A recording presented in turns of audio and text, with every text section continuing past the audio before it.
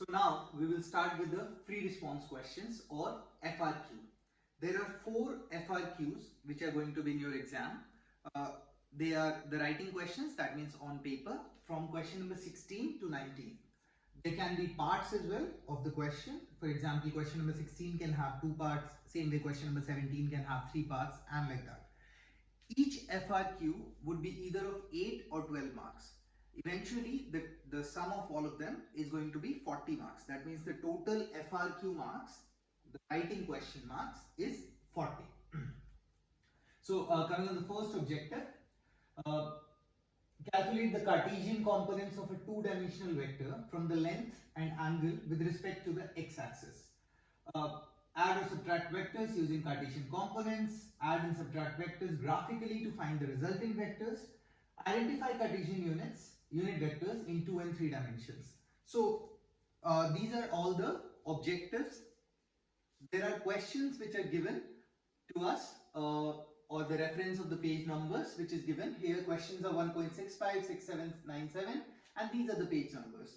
So we will be going through them one by one and we'll try to cover up the learning objective which is given in the EOT.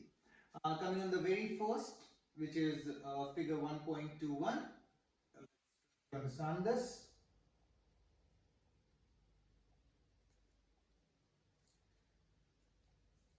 Vector addition by components. So first try to understand what exactly components are. We have discussed this in the class multiple times.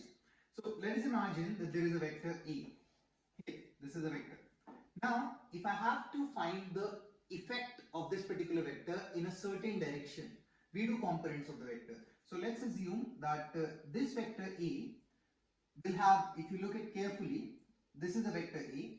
It will have 2 components. One in the upward direction here, that means the impact of this vector, imagine it like a force.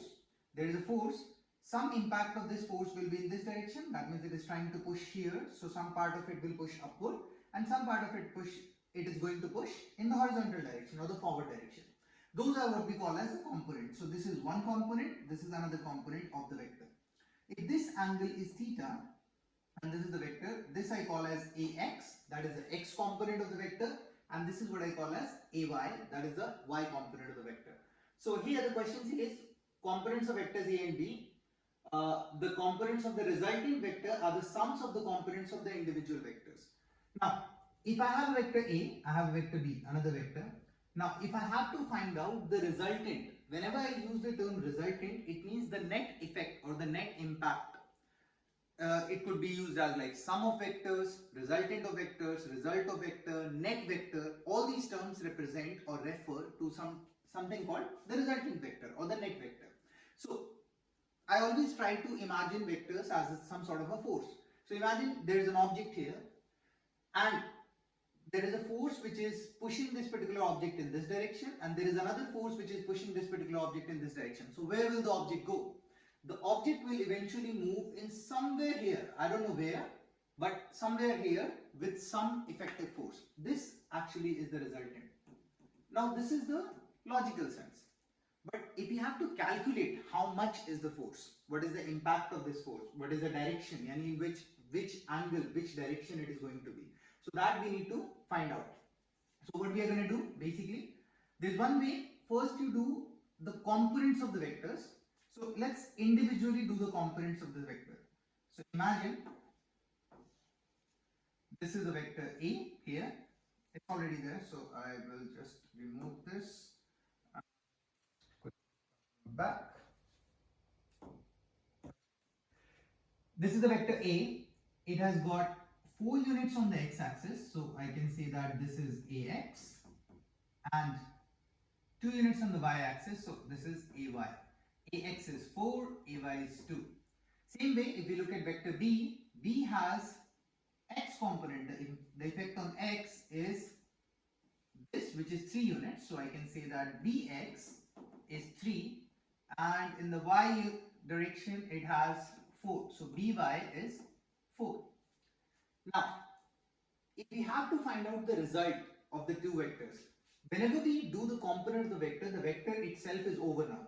Now I can see that instead of 2 vectors, now I have 4 vectors, out of which 2 vectors are pointing in the x direction, that is Ax and Bx, and two vectors are pointing in the y direction, that is AY and BY.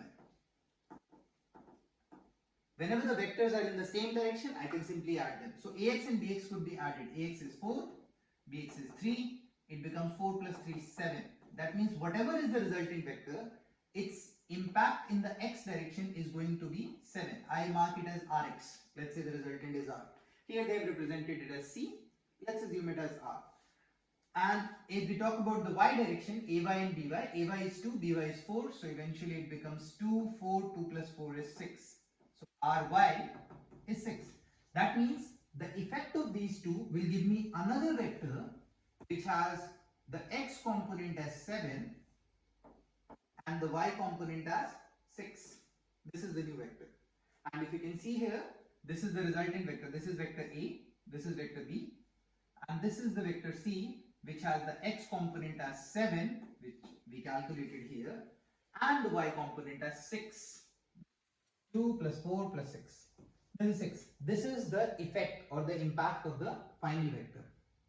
Now, what they have done here is they have used triangle law vector addition in this particular PDF. I have not made this PDF, so I cannot actually claim this, but someone has made it, and I'm very thankful to that.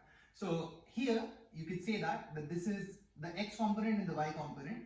The triangle law vector addition, if we look at this particular method, it says that if I have one vector and I have another vector, I can join the head and the tail of the vectors, and the result will be starting from the first vector to the head, from the tail of the first vector to the head of the final vector. That is going to give me the result. So this is vector A, this is vector B, and this is the resultant vector, vector R. I know the length, that means I know the x component, I know the y component. So can I find the magnitude of this? If I have to find out the magnitude of this, it's a right angle triangle, so eventually it becomes root 7 square plus 6 square, whatever it is, you can solve for it. And if you have to find out the direction, you can always find the theta. As I told you before as well, that if it is tan theta, you can use perpendicular, take opposite over adjacent. You can use sine, you can use cos, whichever trigonometric ratio you want to. So here it will become tan theta. Let's say if I use that, it becomes 6 over 7. Theta comes out to be tan inverse 6 over 7. You can put this in the calculator, whatever the value comes, that's the final answer. That will give me the direction of the resultant vector with the positive x-axis, because angles or directions are always taken with a reference. This is the first figure, what they wanted you to understand. Now moving to the second part. There is a solved problem. You're hiking in Florida, Everglades, heading southwest from your base camp for 1.72 kilometers. You reach a river that is too deep to cross, so you make a 90-degree right turn and hike another 3.12 kilometers to a bridge. How far away are you from your base camp? So let's try to first visualize the problem. Heading southwest. Imagine that I have a situation here that this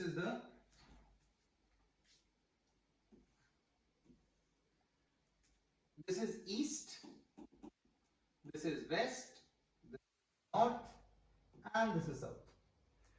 When they say southwest, southwest is this direction. So I am heading southwest from your base camp for 1.72 kilometers. So let's say I moved here in the southwest direction.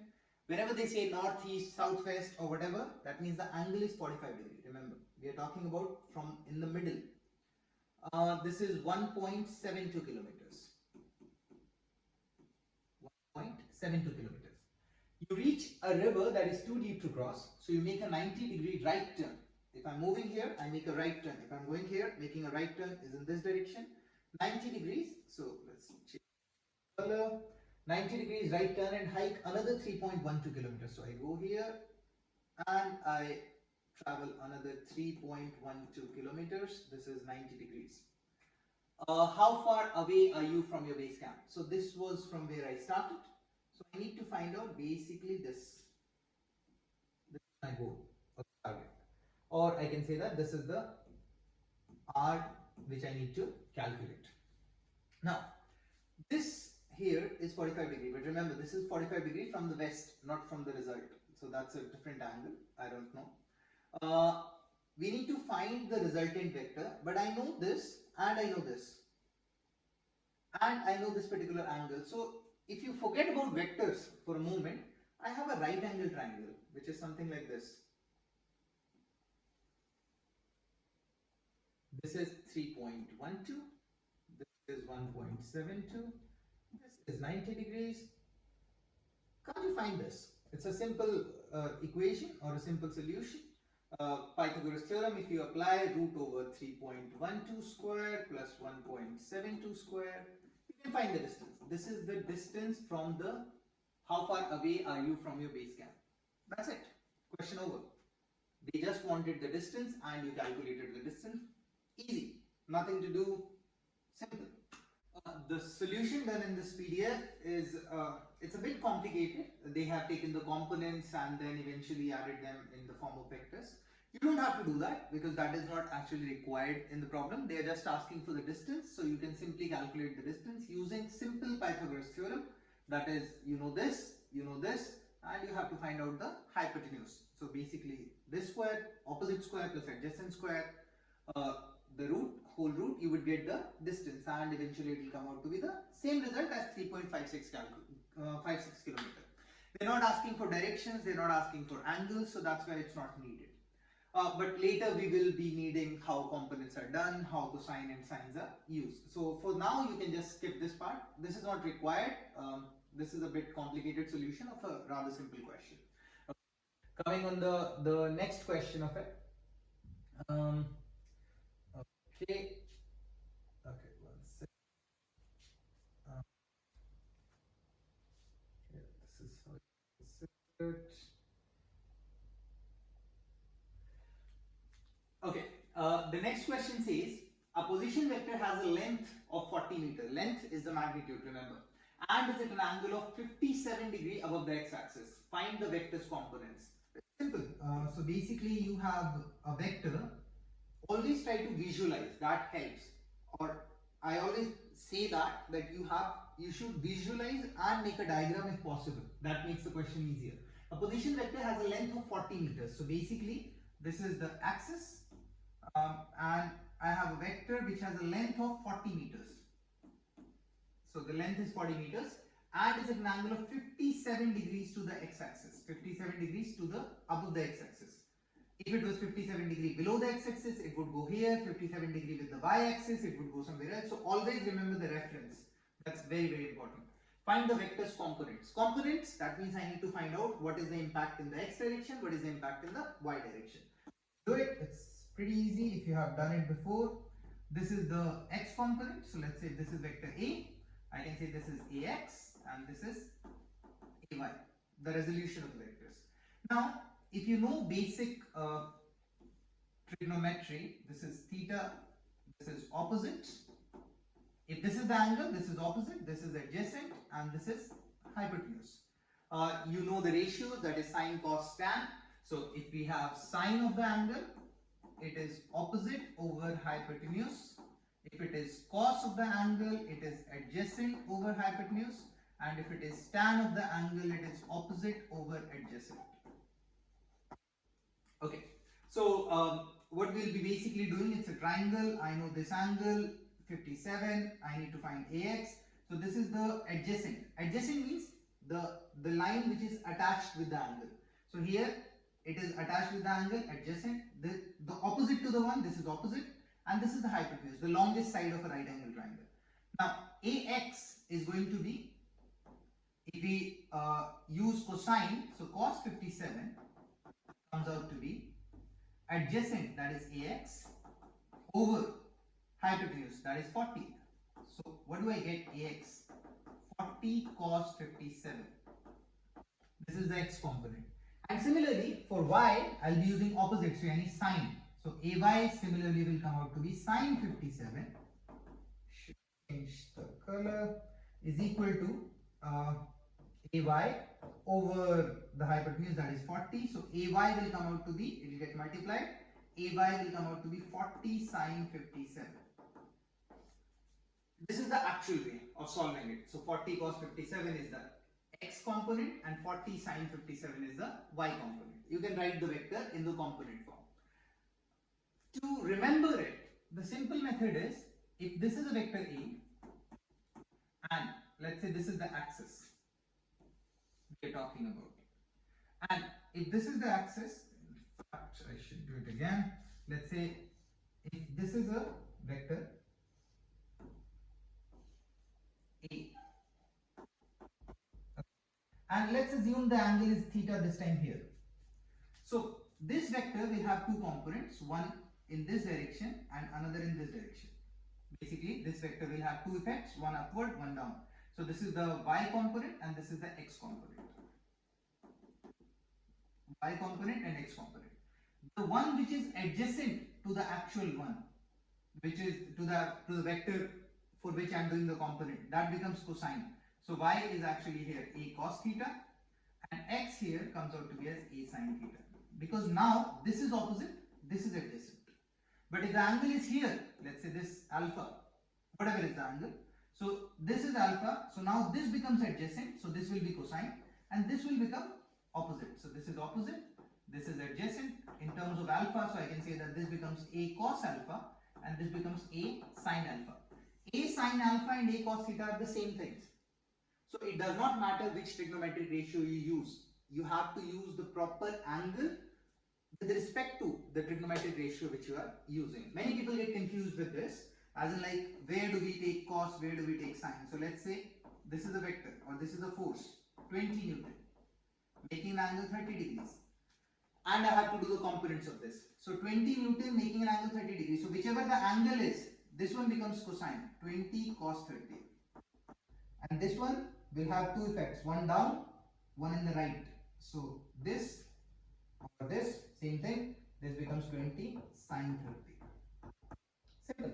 It does not matter where it is, whichever side which has the angle in, that becomes the adjacent, that is cosine, and whichever side is opposite to the angle, that becomes the sine. That's it. This is the question. Moving next.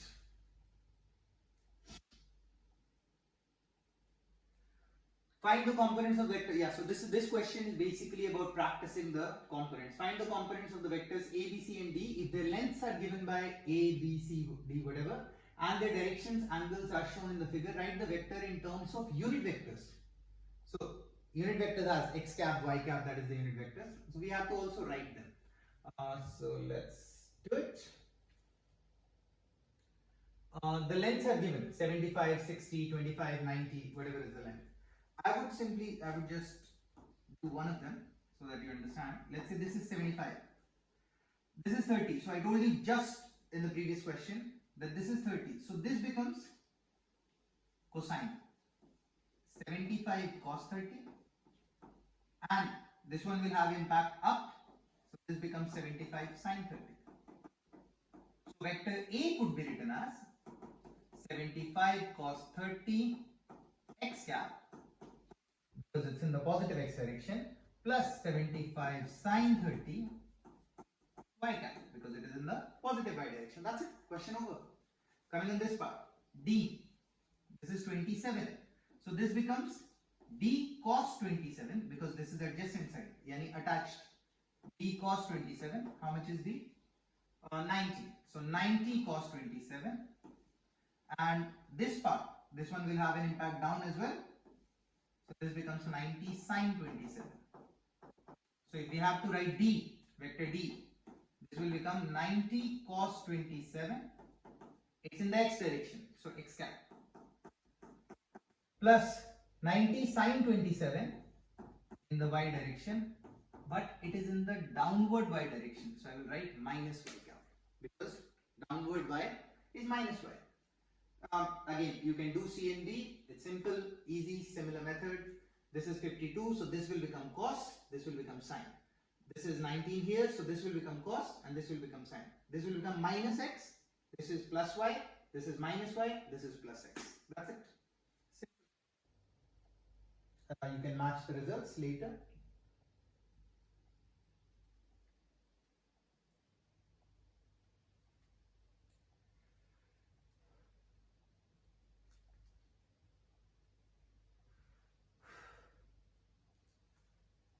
The next question, add the three vectors A, B and C using the component method.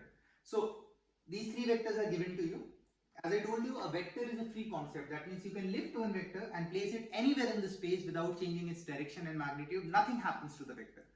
And then you can find the x and y components, add all x's together, add all y's together, you will get the resultant vector. So we are not gonna solve this thing entirely, but I'll just give you a basic idea. So if you look here carefully about vector C. So C has 3 units here and 1, 2, 3, 4, 5, 6 units here. So basically, if I have to redraw this, I can redraw this in some sort of this manner.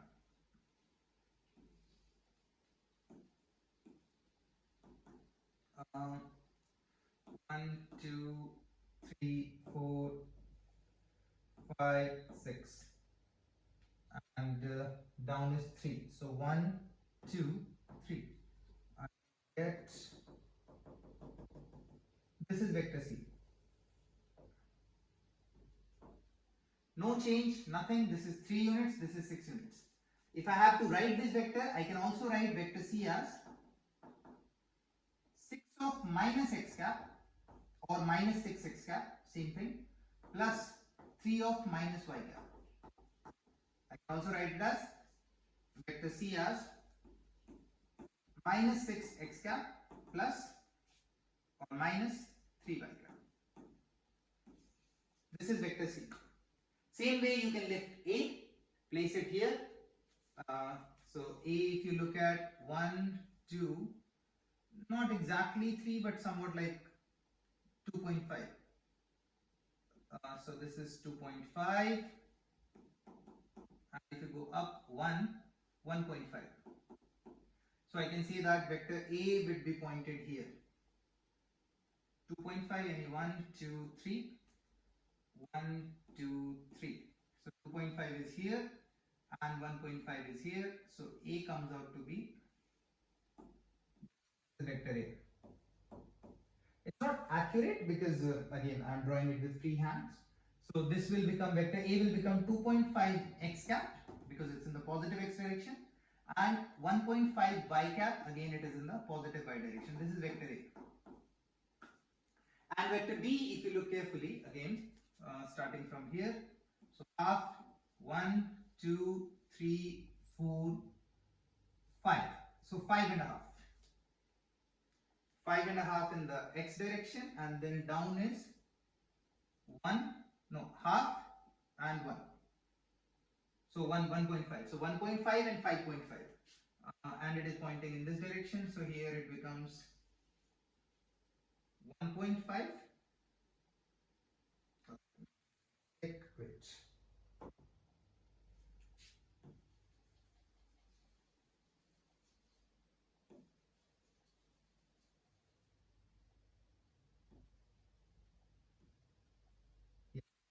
1.5 down. So this is 1, 2, 3. So 1.5 would come here.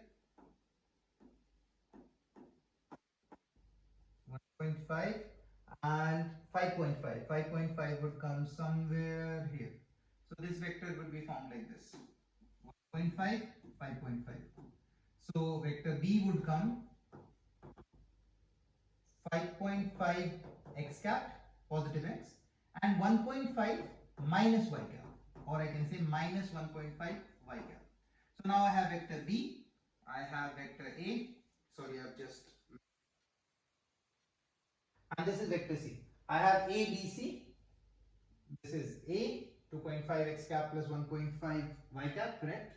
This is vector B, 5.5 x cap plus minus 1.5 y cap, and vector C minus 6 x cap minus 3 y cap.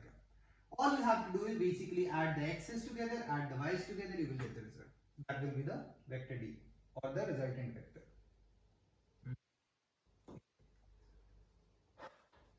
Yeah, vector D is equals to A plus B plus C. D is 2x cap plus minus 3y cap. Adding all x's together, adding all y's together. That's it. This is the first question. This is the first question of free response, that is FRQ of your EOT.